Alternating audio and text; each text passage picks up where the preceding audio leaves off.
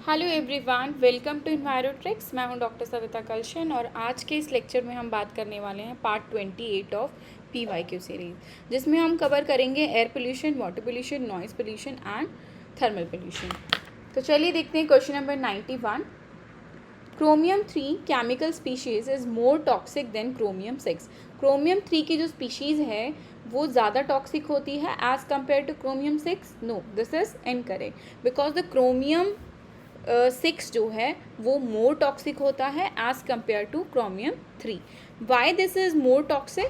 क्योंकि क्रोमियम 6 जो है वो कार्सिनोजेनिक होता है और ईजिली जो है वो soluble it is the soluble और easily enter in the cell, और सेल में जो है वो ईजिली एंटर कर जाता है। इसलिए क्रोमियम 6 जो है वो मोर टॉक्सिक है because it is carcinogenic, soluble and easily enter into the cell. Chromium 3 की अगर हम बात करें तो क्रोमियम 3 जो है it is essential in trace amount. ये क्या होता है? It is essential in trace amount. तो ऑप्शन नंबर ए जो है वो इनकरेक्ट है। देन नेक्स्ट ऑप्शन देखते हैं, dimethyl chemical species is more toxic than methyl mercury. Dimethyl chemical जो है वो ज़्यादा टॉक्सिक होते हैं as compare to methyl mercury.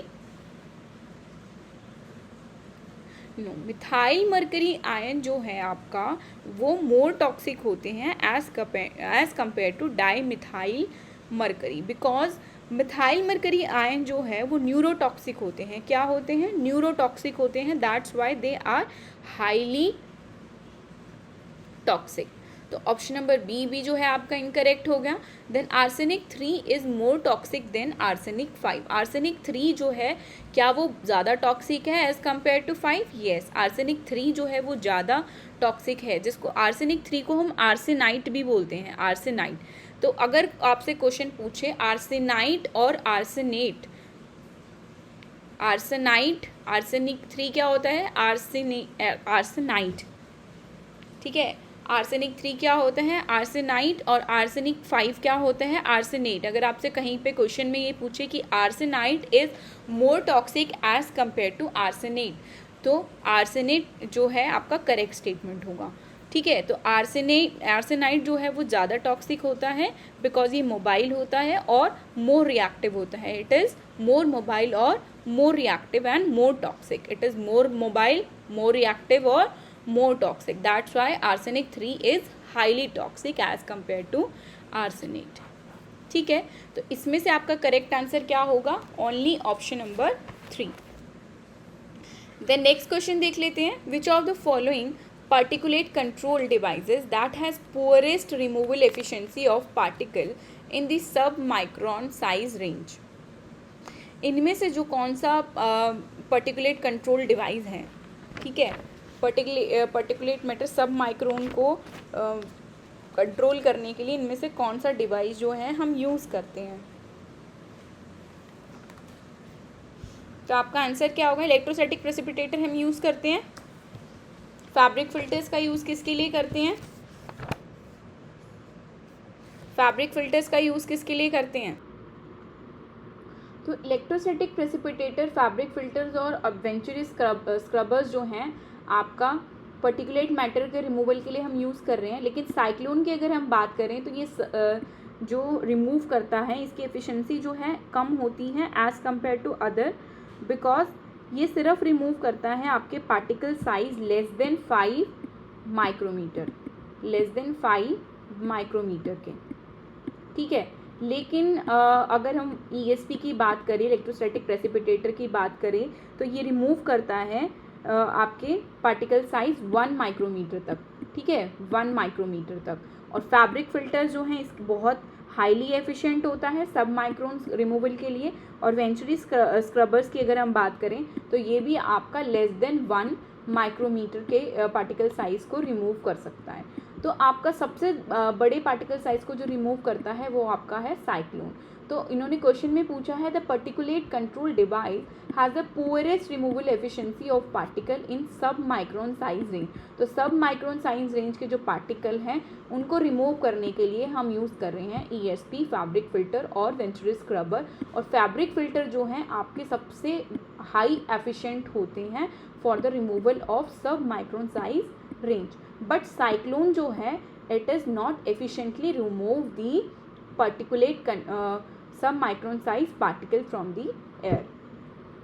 तो करेक्ट आंसर क्या होगा? Option number C, because they are talking about the poorest removal efficiency.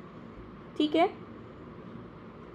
सबसे ज़्यादा फैब्रिक फिल्टर्स की होती है, देन उसके बाद वेंचुरी स्क्रबर्स की होती हैं, देन उसके बाद ESP की होगी, सबसे लास्ट में साइक्लोन्स आएंगे. ठीक है, देन नेक्स्ट क्वेश्चन देख लेते हैं. In context of gaseous pollutant, in context of gaseous pollutant control using a packed tower. अगर आपको 92 जैसे क्वेश्चन जो हैं आपके इलेक्ट्रोस्टैटिक प्रेसिपिटेटर्स किसके लिए यूज़ होता है, कितनी फिल्ट्रेशन एफिशिएंसी है, ठीक है, तो ये इस तरीके के क्वेश्चन जो हैं आप सॉल्व करने के लिए मेरा एक रेफरेंस वीडियो है जिसमें एयर पोल्यूशन मैंने पूरा कवर कर रखा है, थ्योरी लेक्चर, तो आप वो रेफर कर सकते हैं.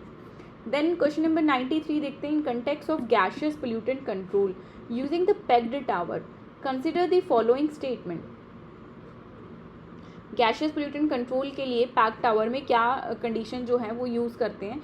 The flow of effluent gas through a packed tower is counter current. The packaging material should have a small surface to volume ratio. The packaging material is used to increase the contact time between the gaseous pollutant and liquid.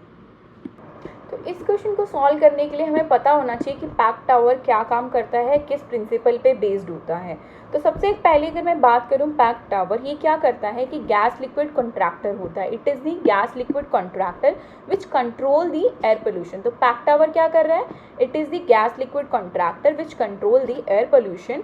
ठीक है, absorption, stripping and distillation. 3 major process होता है इसमें, absorption, stripping and distillation. ठीक है, basic principle जो है, gas flow करती है अपवर्डली, काउंटर करंट. ठीक है, गैस जो है वो आपका फ्लो करता है अपवर्ड डायरेक्शन में. ठीक है, काउंटर करंट मैकेनिज्म होता है जिसमें liquid is usually scrubbing solution. Liquid जो है वो किसी एक सोल्यूशन में मिक्स कर देता है. फ्लो डाउनवर्ड, लिक्विड कहाँ कैसे मूव करता है? डाउनवर्ड मूव करता है ओवर दी पैकेजिंग मटेरियल. तो एक पैकेजिंग मटेरियल होता है, ठीक है, उसके अंदर अगर हम गैस की बात करें तो गैस काउंटर करंट के माध्यम से जो है अपवर्डली मूव करता है और डाउनवर्डली जो आपका लिक्विड मूव करता है. ठीक है, और इसको इसमें हम क्या यूज़ करते हैं, इसमें हम SO2 अगर हमें रिमूव करना है, ठीक है, SO2 अगर हमें रिमूव करना है तो हम क्या करेंगे, SO2 इन वाटर या फिर एल्कलाई लेंगे. क्या लेंगे? एल्कलाई सोल्यूशन लेंगे इसमें. ठीक है, तो एल्कलाई सोल्यूशन लेंगे SO2 रिमूवल के लिए. And this is use for remove absorption mechanism. अगर हो रहा है तो ये रिमूव करेगा SO2 को, अमोनिया को और HCl को. किसको? SO2 को, अमोनिया को और HCl को. अगर स्ट्रिपिंग कर रहे हैं तो स्ट्रिपिंग में क्या रिमूव होता है आपका? VOCs रिमूव होते हैं फ्रॉम H2O. ठीक है, which is VOCs removal from H2O. तो क्लियर है, पैक्ड टावर जो है it is based upon gas liquid contractor control the air pollution, absorption, stripping and distillation. Absorption में आपका SO2, अमोनिया और HCl जो है वो रिमूव हो रहा है और स्ट्रिपिंग में जो है आपका VOCs रिमूव हो रहे हैं फ्रॉम दी वाटर. और this is based upon counter current mechanism. The flow of effluent gas question देखो, flow of effluent gas through a packed tower is counter current. ठीक है, अपवर्डली मूव करता है, counter current के through move करता है. तो ऑप्शन नंबर ए आपका करेक्ट है. The packaging material should have small surface area of volume ratio. अगर एब्जॉर्प्शन प्रोसेस हो रहा है तो सरफेस एरिया क्या होगा? लार्ज होगा, नॉट स्मॉल. ठीक है, तो यहाँ पे ये स्टेटमेंट क्या हो गई? Incorrect. The packaging material should have large surface area to volume ratio. ठीक है, यहाँ पे स्मॉल लिखा है इसलिए ये इनकरेक्ट हो गया. देन ऑप्शन नंबर सी क्या कह रहा है? The packaging material is use to increase the contact time. जो पैकेजिंग मटेरियल हम यूज़ कर रहे हैं उससे क्या होता है आपका? कॉन्टैक्ट टाइम इंक्रीज होता है between the gaseous pollutant and liquid. तो गैसियस पोल्यूटेंट और लिक्विड के बीच में कॉन्टैक्ट टाइम बढ़ेगा. कॉन्टैक्ट टाइम अगर बढ़ेगा तो रिमूवल जो है गैसेस का, VOCs का, SO2 का, अमोनिया का, HCl का जो है वो बहुत अच्छा होगा. ठीक है, एफिशिएंसी जो है उसकी इंक्रीज हो जाएगी. तो इसका करेक्ट आंसर क्या है? Option number C. A and C is the correct statement. Clear है? Packed tower. Counter current mechanism पे फ्लो हो रहा है, गैस अपवर्डली मूव करती है, लिक्विड डाउनवर्डली मूव करता है। This is based upon absorption, stripping and distillation process, और आपका and this is use for the removal of SO2, ammonia, HCl, VOCs। ठीक है, देन नेक्स्ट क्वेश्चन देख लेते हैं, which of the following primary air pollutant. देखो primary air pollutants क्या होते हैं, जो किसी भी एक डायरेक्ट सोर्स से एमिट आउट होते हैं, तो इनको क्या कहेंगे, प्राइमरी एयर पोल्यूटेंट्स कहेंगे। तो सरफेस ओजोन, नाइट्रेट, सल्फेट और ब्लैक कार्बन, इनमें से करेक्ट आंसर क्या होगा, क्या होगा करेक्ट आंसर, ब्लैक कार्बन। क्यों, क्योंकि सरफेस ओजोन जो है वो कैसे फॉर्म होती है, it is a secondary air pollutant. अगर एटमॉस्फेयर में आपका नाइट्रोजन डाइऑक्साइड अगर व्हीकल से जो है NO2 निकल रहा है, और आपके व्हीकल से क्या निकल रहे हैं, हाइड्रोकार्बन्स भी निकल रहे हैं, तो NO2 जो है वो in the presence of sunlight deplete होके एक जो आपका रेडिकल ऑक्सीजन देगा, जो कि रेडिकल ऑक्सीजन है ये एटमॉस्फेयर में पड़े ऑक्सीजन के साथ रिएक्ट करेगी और क्या फॉर्म करेंगी, ड्यूरिंग डे टाइम ओजोन। तो ओजोन कब फॉर्म होता है, ड्यूरिंग डे टाइम फॉर्म होता है। तो सरफेस ओजोन जो है it is the secondary pollutant. Sulphate की अगर हम बात करें, ये भी क्या है आपका सेकेंडरी पोल्यूटेंट है। नाइट्रेट की अगर हम बात करें, ये क्या है, HNO3, ये भी आपका सेकेंडरी पोल्यूटेंट है। लेकिन ब्लैक कार्बन जो है आपका क्या है, प्राइमरी पोल्यूटेंट है। ये क्या, बर्निंग की वजह से डायरेक्ट सोर्स से जो है वो रिलीज आउट होता है। तो करेक्ट आंसर क्या होगा इसका, option number D. The next question देख लेते हैं, which of the following not a substituent of, not a constituent of photochemical smoke. इनमें से कौन सा जो है फोटोकेमिकल स्मोक का कंस्टिट्यूएंट नहीं है। तो परऑक्सी बेंजाइल नाइट्रेट, ऑप्शन में क्या है, परऑक्सी benzyl nitrate, ozone, poly aromatic hydrocarbons PAH, और परऑक्सी एसिटाइल नाइट्रेट। तो आपके बेंजाइल और नाइट्रेट और एसिटाइल नाइट्रेट, ये दोनों कंपाउंड क्या है, रिस्पॉन्सिबल होते हैं, ठीक है, ओजोन फोटोकेमिकल स्मोक फॉर्मेशन के। Ozone also responsible for the formation of photochemical smoke, but poly aromatic hydrocarbon जो है आपके PAH जो है, ये रिस्पॉन्सिबल नहीं होते हैं for the formation of photochemical smog. तो option number C is the incorrect answer. The aromatic hydrocarbon are not responsible for the photochemical smog formation. Then next question देख लेते हैं। आपको इस तरीके के क्वेश्चन अगर इजीली सॉल्व करने हैं, कंसेप्ट क्लियर करना चाहते हैं, तो एयर पोल्यूशन से रिलेटेड थ्योरी वीडियोज आप रेफर कर सकते हैं। देन नेक्स्ट क्वेश्चन देख लेते हैं, consider the following gases. Gases दे रखे हैं आपको, those gases remove from the atmosphere by the process of oxidation are. कौन सी गैसेस जो हैं by the process of oxidation atmosphere से रिमूव आउट हो जाती हैं। तो कार्बन मोनोऑक्साइड,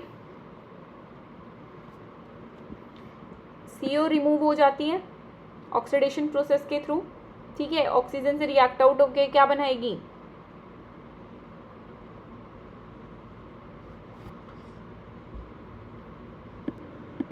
तो बेसिकली क्या होता है कि carbon monoxide remove by oxidation atmosphere, yes this is remove by oxidation atmosphere because it oxidize mainly by OH radical. OH radical के साथ ही जब रिएक्ट आउट होती है तो क्या बनाती है, CO2 बनाती है। क्या बनाती है, CO2 बनाती है।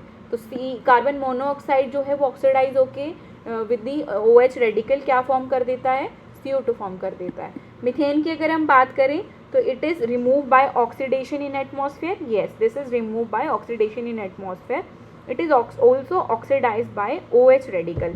OH रेडिकल के साथ जो है ये ऑक्सीडाइज हो जाती है, ठीक है। देन नेक्स्ट हम बात करेंगे HCFCs। HCFCs जो है आपके हाइड्रोक्लोरोफ्लोरोकार्बन जो है, ये भी आपके एटमॉस्फेयर में ऑक्सीडाइज हो जाते हैं। It is broken down by OH radical and photolysis. Photolysis और OH रेडिकल के द्वारा जो है ये ऑक्सीडाइज हो जाते हैं। लेकिन CO2 और SO3 ये दोनों के दोनों जो है स्टेबल प्रोडक्ट हैं, इजीली जो है it is not remove by the atmosphere, क्योंकि ये ऑक्सीडाइज ही प्रोडक्ट और स्टेबल प्रोडक्ट ही हैं। जो आपका CO2 है it is removed mainly by photosynthesis, और ओशन अपटेक के थ्रू जो है ये एटमॉस्फेयर से रिमूव आउट हो सकता है, ठीक है। और अगर हम बात करें SO3 की, it is already an oxidize form remove by hydration. किसके थ्रू रिमूव होता है? हाइड्रेशन प्रोसेस के थ्रू जो है ये आपका रिमूव होता है, H2SO4 जो है आपका फॉर्म करता है। तो हाइड्रेशन प्रोसेस के थ्रू जो है इसका स्टेट चेंज होगा, बट ऑक्सीडेशन प्रोसेस के थ्रू जो है आपका CO, मीथेन और HCFC जो है वो कन्वर्ट होगा। तो करेक्ट आंसर क्या है? Option number B, ABC is the correct answer. Then next question देख लेते हैं। गिवन दो स्टेटमेंट दे रखी है, if BOD level of water is reservoir in less than 5 mg पर litre it is highly polluted, because reason क्या दे रखा है? High BOD mean high microbial activity. High BOD का मतलब क्या होगा? High microbial activity. तो if BOD of water in reservoir is less than 5 mg पर लीटर, क्या उसको हम हाईली पोल्यूटेड कहेंगे? जो स्टेटमेंट 1 है आपकी इनकरेक्ट है। अगर they are talking about dissolved oxygen, if the dissolved oxygen is less than 5 mg पर litre it is called highly polluted.